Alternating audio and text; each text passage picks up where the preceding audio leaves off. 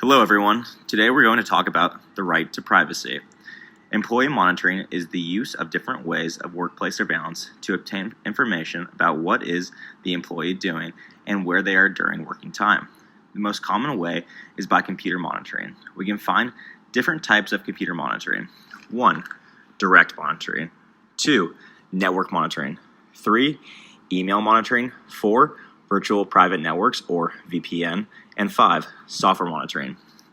To a better understanding of whether there's infringement or not, an example of non-infringement monitoring will be the use of employee computer monitoring software such as KickIdler. The way of employee computer monitoring is totally in accordance with the Art. 20.3 Spanish Worker Statute of Spanish law. However, in terms of moral and ethical aspects, the software program is just intended for business purposes and to measure employees' performance. An example of infringement monitoring would be the case when an employer of a company would like to know what the company's performance is not as planned at the beginning of the period. He decided to monitor electronically the use of email and internet of his employee without a written approval of the employee monitoring policy expressing the form and processes to be followed.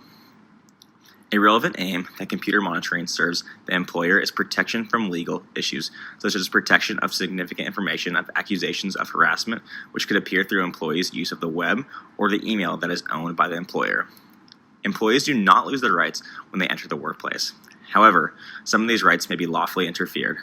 The employer, when conducting a computer monitoring, might be violating the Article 8 of the European Convention of Human Rights. A balance is needed between the employee's human rights and the employer's legitimate interests and rights. By using computer monitoring, employers can gain a variety of different advantages, and employees are seen to be more productive. According to the principle of proportionality, there should be a reasonable relationship between a particular objective to be achieved and the means used to achieve that objective. It consists of 4 steps. 1. Legitimate objectives. Is it able to protect a right of legitimate interest? 2. Is it adequate? 3. Is it necessary? And 4. Is it proportional? In Spain, the company or employer must make the rules on personal communication maintained by employees available to the employees in advance, must inform employees about the measures implemented and give advance notice. The tracking of information outside working hours or that which is clearly of a personal nature should be avoided, and can use legal softwares. If the company owns a device that the employee is using, they can monitor it. Thank you.